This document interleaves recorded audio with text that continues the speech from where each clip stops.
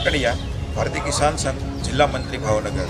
આજે ખેડૂતના પ્રશ્ને મામલતદાર સાહેબને આવેદનપત્ર આપ્યું હતું। તેમાં મુખ્ય મુદ્દો ખેડૂત કપાસ પકવે પણ વિદેશથી જે કપાસ આયાત થાય છે એમાં 11% ડ્યુટી એની સરકારે નાબૂદ કરી છે, જેથી કરી અને ભારત અને એમાંય ગુજરાતમાં પુષ્કળ પ્રમાણમાં કપાસ જો ઉત્પાદન થતો હોય તો એ ડ્યુટી ઘટાડાથી ભાવ સાવ બેસી જાય। એટલે સરકારશ્રીને ભારતીય કિસાન સંઘ દ્વારા સખત શબ્દોમાં આ 11% ડ્યુટી નાબૂદીને અમે વખોડીએ છીએ અને 30 સપ્ટેમ્બર બાદ ફરી પાછી ડ્યુટી લગાવવા માટે અમારી માંગ છે।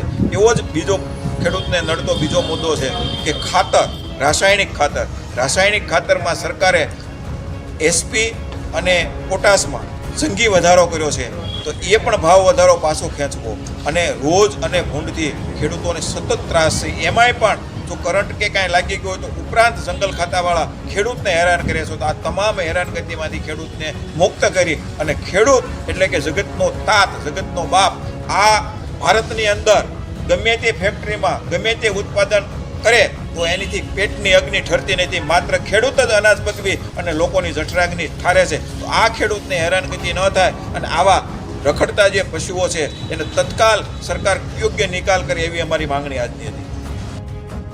ગુજરાત અને દેશ દુનિયાની તાજા અપડેટ માટે અમારી ન્યૂઝ 7 ગુજરાતીને લાઈક કરો, શેર કરો, સબસ્ક્રાઇબ કરી બેલ આઇકન જરૂર દબાવો।